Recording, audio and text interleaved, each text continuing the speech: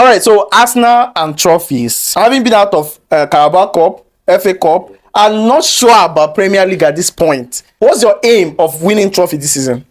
First of all, I have to make something clear. The FA Cup is an unwanted distraction for Arsenal. It's an unwanted distraction. It's not like what we are seriously gunning for. What we always wanted was what we've not won for a long time and what we have not won before. And that is the Champions League and the Premiership. So it's not like we are out of the major trophies we need this season. We are not out yet. Look at the Champions League. We're only 3 points behind Liverpool. And then we are still 6 points behind St. Liverpool. So we already know our enemy. You know who we are fighting. It's not like maybe it's another, maybe we are chasing Real Madrid or another league altogether. We know who we are chasing. We know our targets. And that is what we are gunning for. Liverpool is our problem. That is who we are chasing. So it's not like we have a divided attention. We are chasing one or two. No. We know who we are chasing. We know who has our trophy. We know who has our everything. And so that's the person we are going after. But having gone for that in the previous 3 seasons, you came seconds. I think 2 times. This is the 3rd time you are, gunning for it at second place. Having gone for it, you have limited time for Arteta to go there and get the trophy. And Arteta have stayed 5 years in Arsenal. Why can't you guys get maybe FA Cup, try and get maybe FA Cup or Carling Cup so that it will boost the squad's morale to go for? Let me put this. Rome was not built in a day. Yeah. You understand? Rome was never built in a day. Even those who have spent billions of dollars, it's billions of pounds on their club, they've even achieved nothing. We have even achieved more than them. So you telling us that Arteta has been here for 5 years and he hasn't won that major trophy, which is the EPL and the Champions League. But he has been there. He has been consistent with those things. He has been second in for 3 seasons. So I believe that this is his season. And if he continues this consistency on the EPL, I'm not talking of the EPL. If he continue with this consistency, I'm sure he will win something this season. But I think it's nearly. Arteta no doubt about that. He knows how to build players or build a team, bring them up to that level. But I think clinching a trophy is a problem for him. It's not like clinching the trophy is a problem for him. Yeah, last season, everybody thought that, yes, Arteta has finally done it. He has won the league. So then close. all of a sudden, in fact, I would even say that it's not his fault that last season. He's just more like, let's say, inexperienced. As at then, he doesn't know what to go for. But now, he has learned his lessons and he's taking the bull by the horn.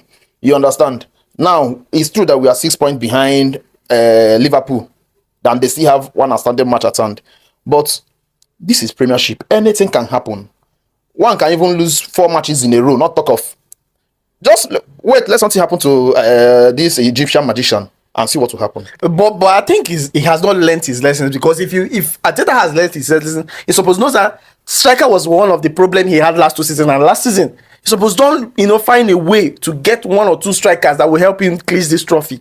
But yet he didn't have any striker to help him, and this transfer window now he went on to sign Zubimendi instead of a striker. See, you can't predict coaches. Every coach has his formation. Every coach has his own idea and what he or she wants as a club manager. You understand? Only Arteta knows what he wants. To us, we are seeing that the Arsenal problem is striker. Yes, if I'm a coach, I will go for a striker. I will just add an extra striker, maybe somebody like Gyökeres or any strong 0.9. But Arteta knows why he opted for what he got. And I believe he has his faith on Havertz. I don't know why he has his faith in Havertz. And besides, don't forget that we still have Jesus Christ that is coming from injury. Yes, I call him Jesus Christ because since he came to Arsenal, that we are starting new Arsenal. So he resurrected Arsenal's career. So I'm telling you. But at least, let's say Jesus came to Arsenal, he resurrected Arsenal, he went on injury, came back, and he wasn't Jesus again. Yeah. He suffered for almost 1 year before he started to score again. Just like you said, he went for an injury and came back. But he lost himself. He didn't lose himself. Arsenal has a formation that they were playing as at then. And that was what Arteta always comments on. Why Arteta always put his faith on Havertz. He said, I'm not looking for a striker that could maybe somebody that will win the golden boot for us with Arsenal. No, what he wants, somebody who can build a team. You know, team win. Team win. Team win. That's always been his policy. If the goal is coming from Gabriel, if the goal is coming from Saliba, if the goal is coming from Rice, just let us win. And that is it. You know, it's not like building the team on a striker. And that was why I believe he's not opting for a single striker, a point man, where you have to build your team. If you bring someone like Osimhen now, it's obvious that you'll be building the team around Osimhen. Everybody will be playing to meet towards Osimhen to make sure that he scores. So once Osimhen is out of the ball, you're going nowhere. You get, okay, look at Chelsea that had their faith on Jackson. Look at what is happening. Now, you cannot use Kopama as a striker. I don't want to start discussing Chelsea though. I'm talking about my club. So I believe the coach knows what he's doing and he's working towards it. But if you check some of the matches you guys lost and some of the matches you guys drew, Havertz missed a lot of chances there. If he was to be a clinical striker, or if he was to be somebody like Gyökeres or Osimhen, all those goals would have gone in, and you guys won't be where you are now. But do you think if we have such strikers like all those Gyökeres, do you think that we'll still have that imbalance? That is the question. No, Arteta has built it. No, you won't have that imbalance. I'll tell you one thing for free. Look at what happened to Man U with Ronaldo. When Man U was going for Ronaldo, Arsene Wenger made a comment. He said, Man U doesn't need Ronaldo because once he comes, he will unbalance the team. You already have a team that you have built and everything was equal.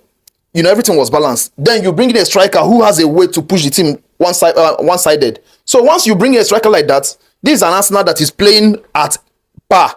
Anybody can score, anybody can pass to anybody. The moment you bring in a sharp striker now, everybody will start playing towards a sharp striker. And once you start playing to that sharp striker, believe me, once that striker is marked out, once that striker has been marked out, the team is gone. And once the team is gone like that, they start having issues.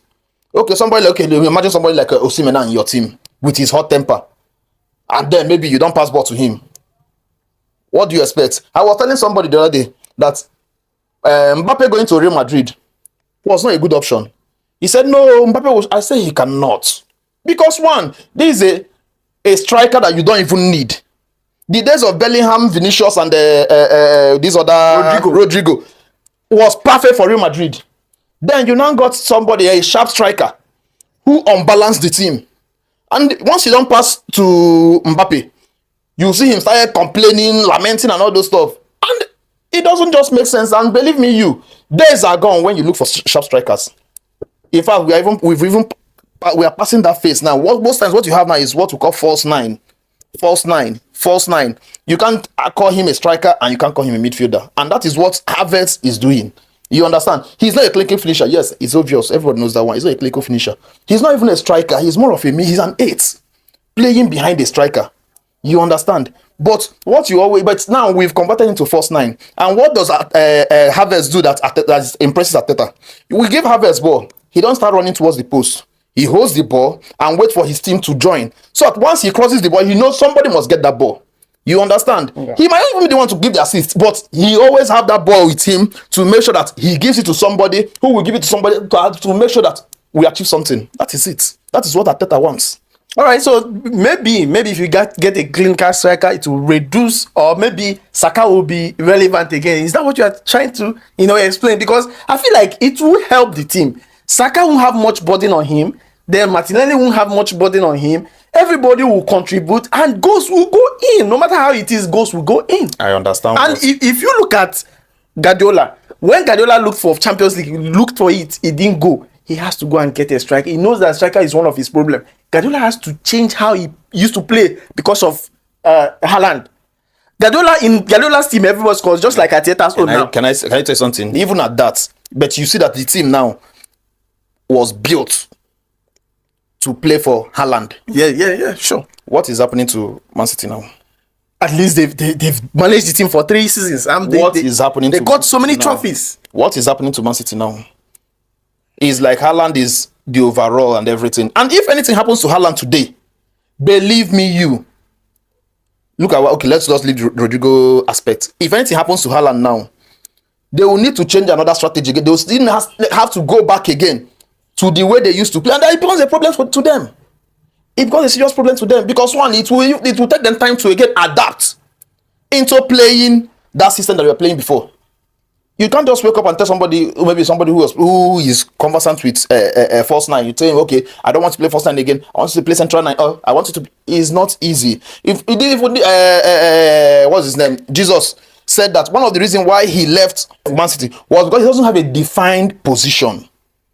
You understand? Today you are playing flank. Tomorrow you are playing nine. Next tomorrow it's like you are playing midfield, and it disintegrates your system of growing. If you know that this is your position, hold on to it, develop with that position. You understand? And that is one of the problems now. If anything happens to Haaland today, that's one of the problems they're going to face. Well, all right. So, any advice to Arteta in order to see if he can clinch a 1 or 2 trophies this season? Because the season is getting to end, and we only have Premier League and Champions League to contend with. We have played 24 matches, and we are still in second position. We're not this is a league that started as in everybody started at the same points. Yeah. Now we are second. We are not doing too bad. All we have to do is work hard and see what comes up from other people. All right. You understand? Yeah. Champions League, I know we are still there. We are comfortably there. It's just 3-point difference. Premiership, 6-point difference. So I believe that he's doing the wonderful job and he should keep on doing what he's doing. I'm sure. I will say it. You can take this to the bank. I'm sure the end shall surely justify the means for us. Something is coming. Arteta is cooking. He is almost done with the cooking and we'll enjoy the meal. All right. Thank you so much for your time. Thank you.